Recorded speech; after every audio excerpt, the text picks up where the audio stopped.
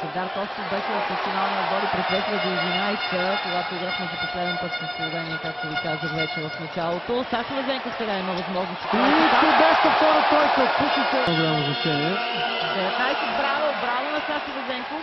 3 на 1. Второ прекъсване за Игор Костов. Не е доволен как започва втората четвъртина.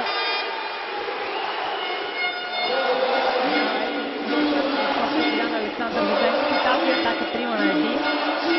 В някакво време в Феникс, когато бяха двамата в Феникс в Националната баскетболна асоциация, след това него го освободиха, обратно премина в Майами.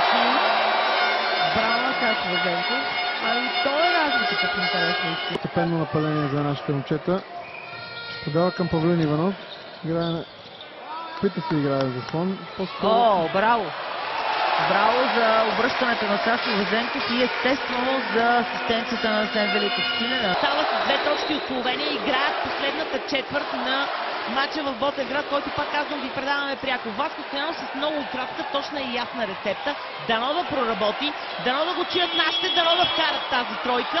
Добавка. Браво на Везенков, където се пребори в нападение. 13 точки за Сашо Везенков.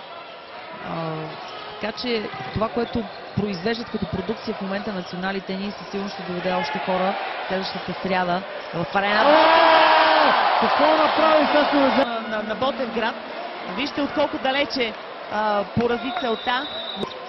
Ди Бос, големия длъжник на отбора, към Иван Лилов.